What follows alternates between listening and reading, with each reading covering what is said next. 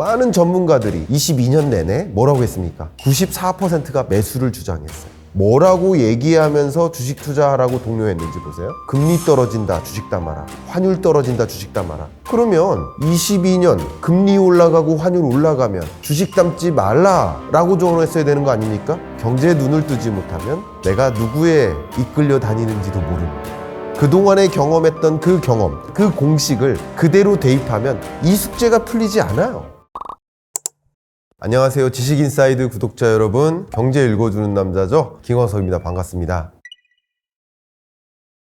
경제를 왜 알아야 되냐? 당하지 않기 위해서입니다. 주식을 언제 갖고 있는 거예요? 라고 이렇게 물어보면 대부분 뭐라고 요즘 생각하시냐면 떨어질 때마다 갖는 거래요. 주식을 떨어질 때 갖고 있는 거예요? 오를 때 갖고 있는 거예요? 기본적인 투자 관점에서의 베이스가 주식은 떨어질 때 갖는 것, 이런 거대한 오해를 하고 있더라고요. 주식은 오를 때 갖고 있는 거죠. 물론 애국자적 발언이라고 한다면 떨어질 때 갖고 있으셔야죠. 근데 내가 재테크, 투자 관점에서 주식을 갖는다. 그러면 오를 때 갖고 있는 거 아니겠습니까? 2020년에 삼성전자 주가가 많이 올랐고 카카오도 많이 올랐고 모든 주가가 올랐죠. 왜 올랐을까? 금리 인하죠. 유동성 공급이죠. 거시경제 여건이 모든 주가를 한 방향으로 끌어올린 겁니다. 그럼 주가만 끌어올렸느냐? 코인 가격도 끌어올렸죠. 그럼 코인 가격만 끌어올렸느냐? 부동산 가격도 끌어올렸어요. 그럼 우리나라 집값만 끌어올렸는가? 아니에요. 세계적으로 모든 나라들의 집값이 다 올랐어요. 우리나라 집값 상승률은 오히려 OECD 평균조차 안 됩니다. 투자자산 성격의 모든 것들이 가치가 이렇게 올랐다는 얘기는 경제가 결정지은 거예요. 긴축의 시대로 진입합니다. 이제 금리를 인상하는 시대로 갑니다. 전혀 다른 시대죠. 근데 전혀 다른 시대에 똑같은 공식을 여전히 도입하고 있어요. 그러니까 여전히 추격 매수하는 거예요. 떨어질 때마다. 그럼 그게 맞는가? 시대를 구분하지 못한 거죠. 경제를 공부하는 것은 시대를 구분하는 겁니다.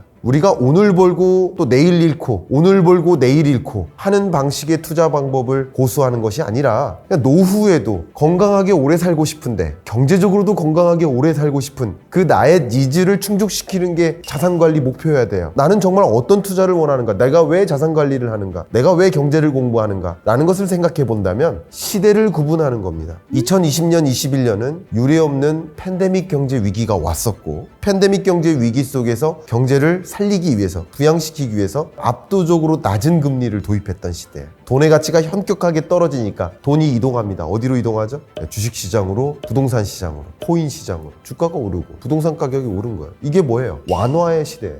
22년 이제 낮은 금리가 필요 없어요. 경제가 나름 회복되는 국면이었어요. 21년, 22년. 그러니까 이제 금리를 정상화하기에 이르러요. 정상화하는 과정에서 미국 기준으로 테이퍼링을 먼저 시작했죠. 어쨌든 이제 긴축적으로 통화 정책을 바꾸기 시작해요. 그러다가 유례없는 고물가가 나타나니까 정말 이례적인 금리 인상을 단행합니다. 그럼 생각해 보세요. 많은 전문가들이 2020년, 21년 뭐라고 얘기하면서 주식 투자하라고 독려했는지 보세요. 금리 떨어진다, 주식 담아라. 환율 떨어진다, 주식 담아라. 그러면 22년 금리 올라가고 환율 올라가면 주식 담지 말라라고 조언했어야 되는 거 아닙니까? 22년은 긴축의 시대예요. 금리 인상기예요. 그럼 돈의 가치가 올라가니까 돈이 어디로 이동해요? 은행으로 쏠리는 거예요. 부동산 시장에서 돈이 나오고 주식 시장에서 돈이 나오는 거예요. 모든 가격은 무엇에 의해 결정됩니까? 수요와 공급에 의해 결정돼요. 그럼 주식 가격은 주식에 대한 수요와 공급에 의해 결정돼요. 부동산 가격은 부동산에 대한 수요와 공급에 의해 결정돼요.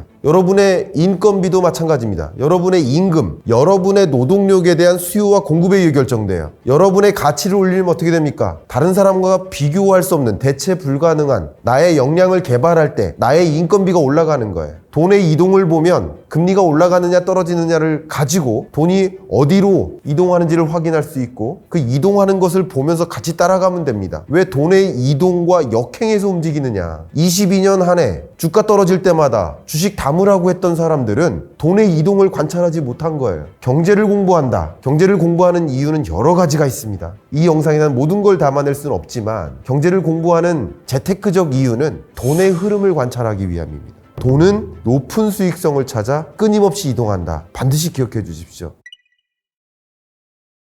제가 오늘 촬영일 기준으로 어제 나왔던 기사를 하나 보여드리겠습니다. 2022년 한 해 국내 증권사 투자 의견별 기업 분석 보고서 현황, 이 내용을 보시면 22년 내내 뭐라고 했습니까? 94%가 매수를 주장했어요. 매도 의견은 0.04%밖에 안 돼요. 여러분이 여러 영상을 보시고 여러 책들을 보시는데 누구의 영상을 보고 누구가 진짜를 얘기하고 누구의 말을 그대로 따라야 될지를 생각해 볼 때 한번 보세요. 증권사의 애널리스트 분들은, 제가 절대 특정인을 비방하기 위한 목적이 아닙니다. 오해하지 말아주시길 당부드립니다. 한번 생각해 보세요. 증권사 직원들은요, 내일 전쟁이 날 걸 나만 알고 있어요. 그러면 주식 팔아야 되겠죠. 그럼에도 불구하고 주식 사라고 권유해야 된다는 이 원칙이 있어요. 이해가시죠? 당연히 증권사는 주식을 계속 투자해야만 합니다. 그러니까 주식은 주식이다라고 표현을 하죠. 주식은 안 해서는 안 된다, 계속해야 된다라는 그런 표현이에요. 그 이유를 찾아서라도. 그러면 어떨 때 증권사의 말을 들어야 될까라는 것을 판단할 때 긴축의 시대 때는 증권사의 이야기를 듣는 것을 피하는 게 맞지 않을까, 이런 의견도 좀 드려보고 싶어요. 그게 경제를 아는 거예요. 여러분이 스스로 경제를 알면 어떤 사람이 제대로 경제를 논하는가를 확인할 수 있고, 그러면 여러분들은 누구의 말을 따를 것인가도 확인할 수 있어요.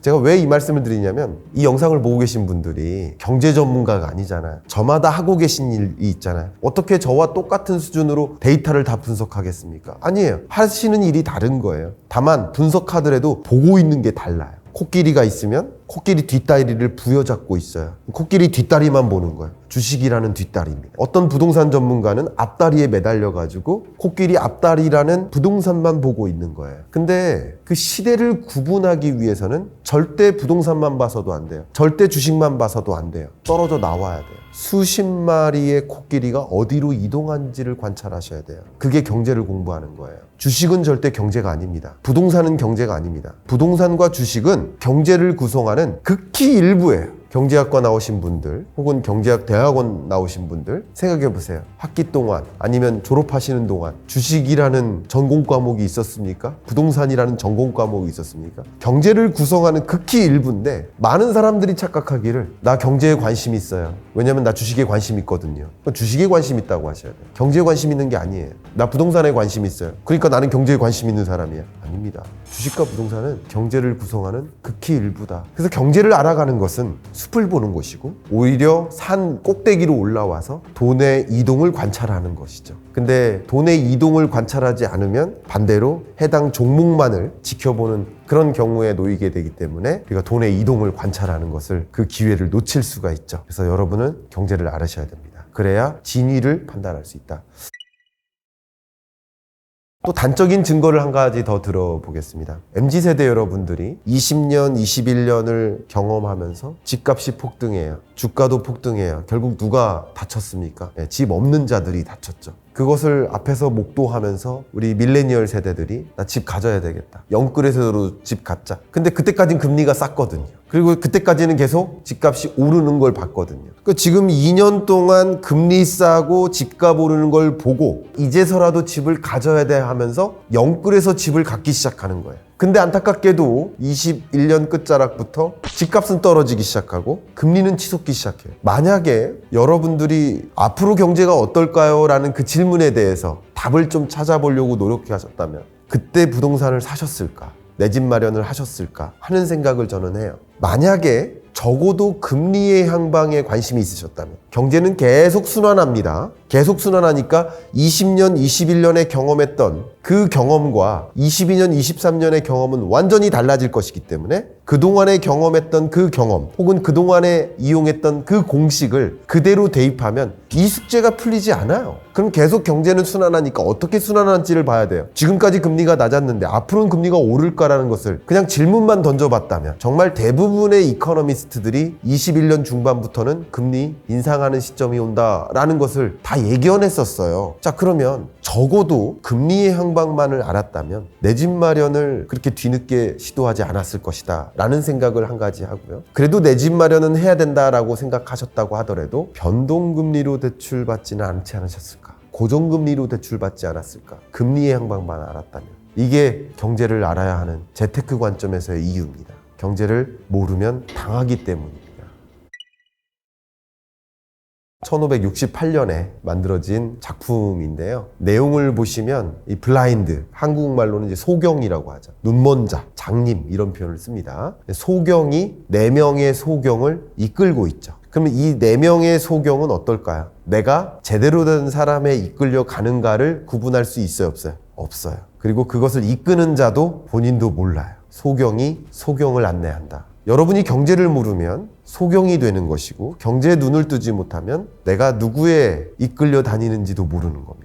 사리 판단하실 때 역시 경제를 보는 안목이 있어야 여러분이 누구의 말을 들어야 될까를 판단하시는 데 도움이 됩니다. 이 경제를 공부하는 일은 사실은 언어예요. 경제가 어렵다라고 느끼시는 분들이 계실 텐데, 마치 CNN 뉴스 볼 때 나 그 말이 다 안 들려요 라고 말씀하시는 분들은 그만큼 영어라는 언어가 안 되어 계시기 때문일 거예요. 그럼 영어라는 언어가 있을 때 CNN 뉴스가 다 들리는 거죠. 역시 경제를 제가 이야기하고 많은 이코노미스트들이 어렵게 경제를 막 설명하는데, 그 어렵게 들리는 이유는 뭘까요? 경제라는 언어가 사실은 부족해서예요. 이 경제라는 언어를 가져가는 것, 그것도 경제를 공부하기 위한 그 목적이라고 볼 수 있어요. 신문을 읽는데 다 이해가 돼요. 사실 신문지상에 쓰여져 있는 그 모든 문장과 문구들은 하나하나 한국어예요. 내용이 안 들어온다. 그것은 경제라는 언어가 다소 미숙하기 때문이지 않을까 생각합니다. 이런 것들이 다 경제를 공부해야 되는 이유, 경제를 알아야 되는 이유입니다. 앞서 제가 경제를 알아가는 과정은 돈의 이동을 볼 수 있다, 돈의 이동을 볼 수 있는 눈이 생긴다 라고 말씀드렸는데, 지금 그래프 한번 보십시오. 2020년부터 예금 취급 기간의 가계대출 규모가 21년 10월 정도까지 계속 증가하다가 급증했죠. 급증하다가 10월을 기점으로 대출 규모가 줄어들어요. 제가 2020년, 22년, 3년 현재까지도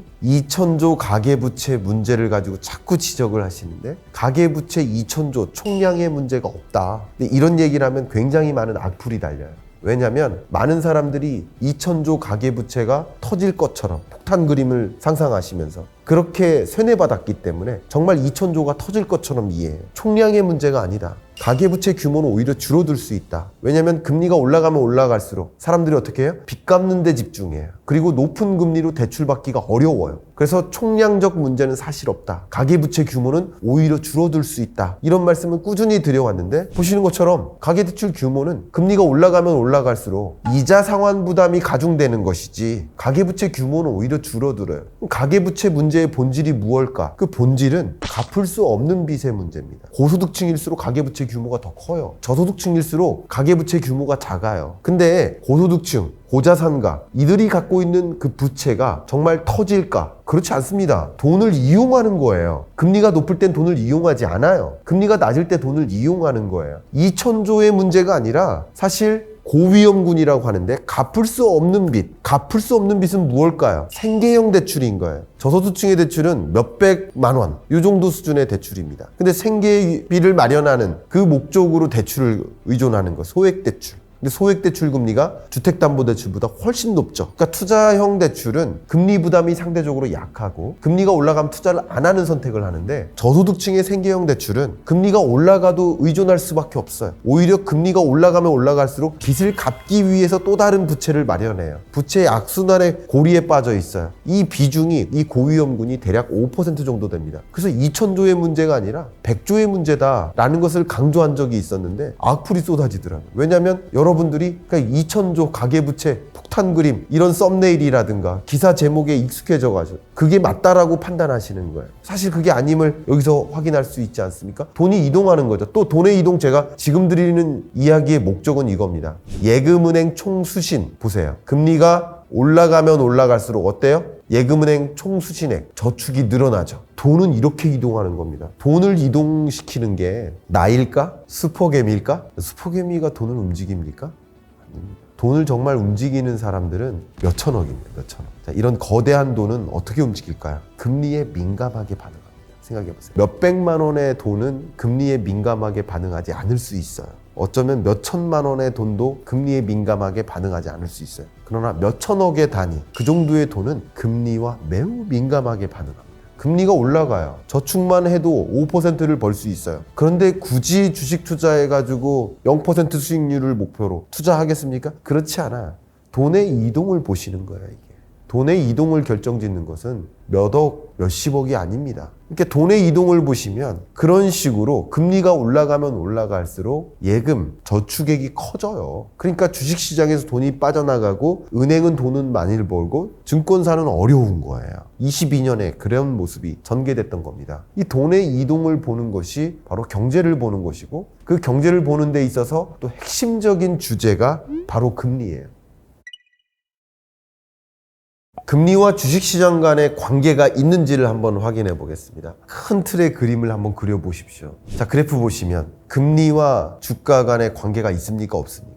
있죠. 금리가 떨어지면 떨어질수록 코스피는 오르는 경향이 뚜렷하게 나타나잖아요. 그럼 기본적으로 금리와 주식시장 간의 관계가 있다라는 것을 이해하시고 여러분들 그럼 금리에 민감해서 투자 의사결정을 해나가는 것, 이것도 경제를 보는 안목을 가지고 재테크 투자 의사결정하는 겁니다. 중요한 이야기고요. 또 금리와 부동산 시장 간의 관계가 없다라고 주장하시는 분들도 계신데 굉장히 조심스러운 표현이지만 만약에 금리와 부동산 시장 간의 관계가 없다라고 하시는 분은 금리와 부동산 시장 간의 관계를 모른다라고 말을 바꾸시면 어떨까 의견을 좀 드립니다.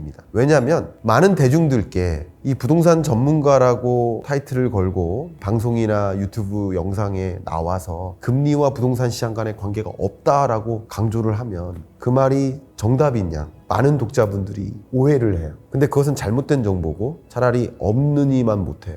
여러분 한번 답변해 보세요. 금리와 부동산 시장 간에 관계가 없습니까? 이 그래프를 보시고도 그런 답변을 하실 수 있습니까? 금리 수준이 올라갈 것이다 라고 여러분이 인식하면 인식할수록 앞으로 주택 가격이 떨어질 것이다 라고 스스로 생각하고 계세요. 근데 제가 아마 이런 질문만 드려도 바로 답변이 나올 겁니다. 모든 가격은 수요와 공급에 의해 결정되는데 역시 부동산 혹은 아파트 매매 가격은 그 해당 아파트 물건에 대한 수요와 공급에 의해 결정될 거예요. 그 아파트를 나는 팔고자 하지 않아요. 아무도 팔고자 하지 않아요. 그 가격은 떨어질 수가 없는 거예요. 공급을 열심히 하려고 해요. 나 팔고 싶어요. 공급자의 마음을 생각해 보세요. 이미 공급자는 금리가 올라가면 올라갈수록 이자 상환 부담이 커지니까 이 높은 이자, 갭 투자자나 다주택자라고 생각해 보세요. 높은 이자를 감당하고 이 집을 계속 갖고 있고 싶겠어요? 아니란 말이죠. 당연히 집을 매도하고 싶단 말이에요. 그러면 금리가 올라가면 올라갈수록 매도에 더 적극적인 성향을 띠게 만들잖아요. 그럼 매수자 입장을 생각해 볼까요? 수요와 공급에 의해 결정되니까 수요도 역시 금리가 결정합니다. 자, 금리가 올라가면 올라갈수록 구매 의사가 있어요? 지금 대출 금리가 6% 정도 됩니다. 그러면 집을 사고자 하세요?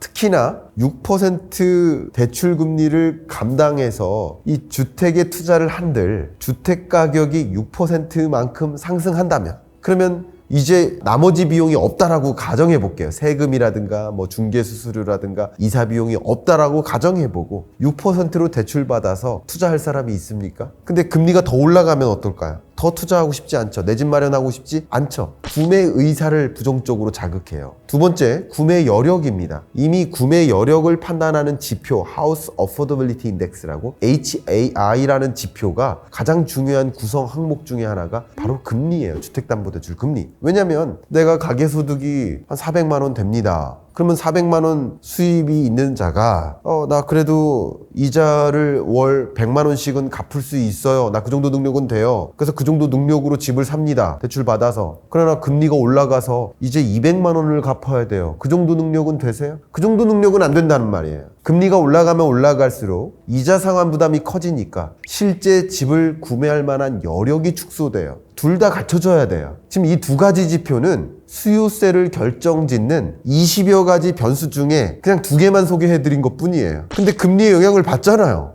매수세와 매도세에 영향을 미치잖아요. 그럼 그것이 결국 매도하려는 자는 많고 매수하려는 자가 없다. 그게 22년, 23년의 부동산 시장의 모습이에요. 그래서 거래 절벽 현상이 나타나요. 집값이 떨어지는 거예요. 금리와 부동산 시장 간의 관계가 없습니까? 있단 말이죠. 그 관계를 파악해 나가는 그 과정이 경제를 공부하는 거예요. 그런 관점에서 경제를 우리는 알아야만 주식이나 부동산과 같은 여러분이 투자 대상이라고 많이 일컫고 있는 그런 것들이 금리와 현격하게 영향을 주고받는 건데 경제를 모르면 이 관계를 파악할 수 없고 그 시장의 특징을 이해할 수 없기 때문에 계속 당하고만 살 수밖에 없는 거죠. 그리고 헛된 조언을 하는 분들의 말을 그게 마치 진실인 양 믿고 따라갈 수밖에 없게 만드는 거 아니겠습니까? 그래서 경제를 알아야 됩니다.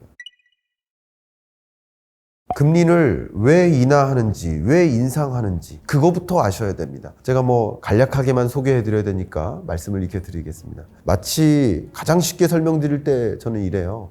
만약에 제가 이렇게 강의하다가 숨이 딱 멈췄어요. 우리 PD님 어떻게 하시겠습니까? 인공호흡 해주시겠죠. 그러니까 사람이 혼자 숨 못 쉴 때 일단 사람 살리는 게 중요해요. 그죠? 숨을 못 쉴 때 인위적으로 숨 쉬게 도와주는 게 인공호흡이에요. 그죠? 마찬가지예요. 경제 위기에 처해요. 그러면 다른 거 따져볼 필요가 없어요. 부동산 폭등할까 걱정할 그 새가 없어요. 주가 폭등할까 코인 가격 오를까 물가가 오를까 그걸 고려할 여지가 없어요. 일단 경제를 살려야 돼요. 경제를 선순환시켜야 돼요. 경제가 숨 쉴 수 있게 도와줘야 돼요. 그게 뭐예요? 금리 인하죠. 금리를 떨어뜨리면 당연히 경제는 선순환하기 시작합니다. 어떻게? 금리를 떨어뜨리면 기업들이 투자를 적극적으로 해요. 이게 여러분보다 기업들이 금리에 더 민감해요. 금리가 높아버리면 신사업 진출을 꺼려요. 여러분 생각해보세요.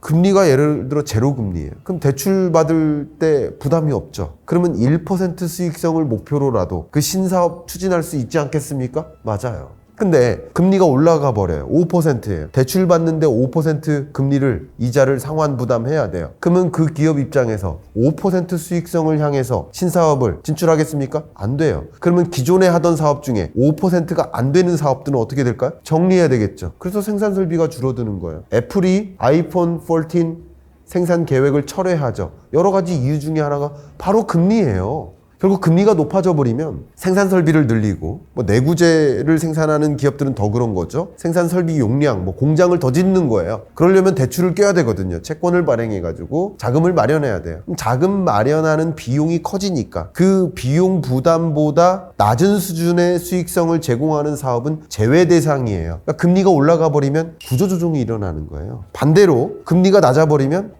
적극적으로 사업해야겠다. 이 사업도 해보겠다. 내가 그동안에 고민했던 거 이 사업도 해봐야겠다. 그런 식으로 뛰어들어요. 그럼 금리를 떨어뜨리면 투자가 늘어요. 투자가 늘면 뭐가 늘까요? 일자리가 생겨나요. 생각해보세요. 더 많은 사업. 예를 들어서 우리 기업 로봇 산업도 해볼까? 우주 산업도 해볼까? 우리 자동차도 해볼까? 이게 투자예요. 그러면 그런 사업을 영위하기 위해 인력을 더 많이 필요로 하겠죠. 일자리가 늘어요. 그럼 일자리가 늘면 더 많은 사람들이 취업하니까 소위 소득 수준이 늘어나겠죠. 평균 소득이 늘겠죠. 2명 중에 1명은 일자리가 없었고 1명은 일자리가 있었어요. 2명의 평균 소득은 200만 원이었는데 둘 다 일하니까 평균 소득이 400만 원. 이해가시죠?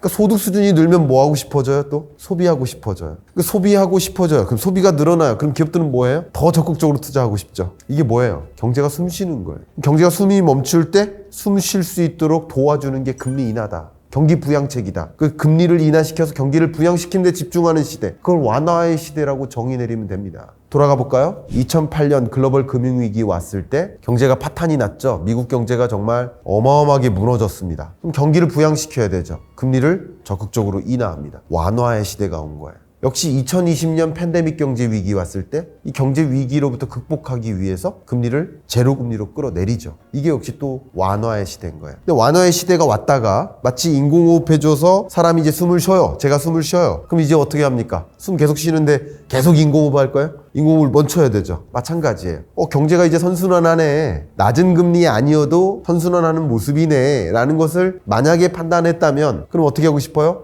낮은 금리 아니어도 되겠다라고 판단하는 거예요. 금리를 정상화하는 거예요. 그럼 통상적인 경우에는 금리를 정상화할 때 어떻게 해야 돼요? 베이비 스텝으로 금리를 정상해요. 차츰차츰 금리를 인상시켜요. 왜? 긴축 발작이 일어나요. 대표적인 예가 금융위기 이후에 2015년 12월부터 금리를 인상하기 시작했는데 그때부터 뭐가 찾아온 거예요? 긴축의 시대가 온 거예요. 금리를 인상하는 시대. 긴축적 통화 정책이 집중되는 시대. 2015년 12월에 금리 인상 한 번 하고 16년 12월에 한 번 하고 17년에 3번 하고 18년에 4번 합니다. 총 9번 금리 인상을 하는데 9번 다 베이비 스텝의 금리 인상. 4년 동안 9번에 걸친 금리 인상. 이게 통상적인 금리 인상 스탠스예요. 근데 22년의 경우에는 전쟁이라는 엄청난 외재적 변수가 등장했고 그것으로 인해서 너무나 이례적인 물가를 만났죠. 그 물가를 잡기 위해서 가감없이 또 금리를 인상하는 거죠. 원래 중앙은행의 목적은 뭡니까? 물가 안정이에요. 건전한 경제 성장에 이바지한다라는 게 중앙은행의 목적이고 그 물가 안정을 이루라고 목적을 부여했다면 수단도 줘야 되죠.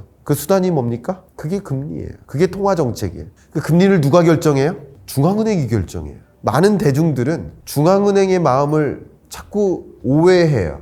왜냐하면 시장에서 모건 스탠리라든가 JP 모건뿐만 아니라 뭐 정말 골드만삭스 같은 세계 금융시장에 영향력을 행사하는 이런 거대 금융사들이 계속 뭐라고 해요? 금리 인상 더 이상 안 한다. 이제 금리 인하한다. 라고 헛된 기대를 조장해요. 그러면서 뭐 하는 거예요? 투자하라. 이제 투자의 적기다. 그러면서 많은 사람들이 공포감을 가져요. 그걸 FOMO 현상이라고 하는데 Fear of Missing Out. 이게 뭐냐면 내가 이 기회를 놓치면 어떡할까 하는 공포예요. 내가 이거 기회일 것 같은데 하면서 많은 주식 투자자들이 몰려요. 그런데 물가가 발표됩니다.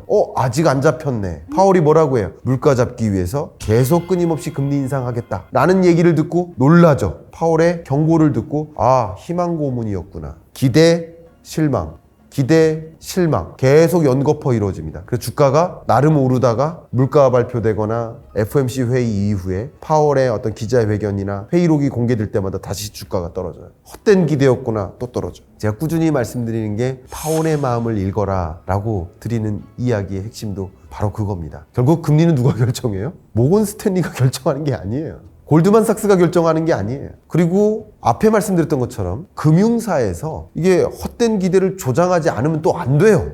꾸준히 그런 스탠스로 얘기를 해야 돼. 그리고 중앙은행의 목적은 또 그런 거구나 라는 것을 여러분 구분 짓는 것. 이것도 역시 경제를 공부하는 거예요. 시장의 심리도 알아야 되고 파월의 심리도 알아야 돼요. 그러면 여러분이 당하지 않을 수 있다. 좀 이런 말씀 좀 강하게 드리고 싶습니다.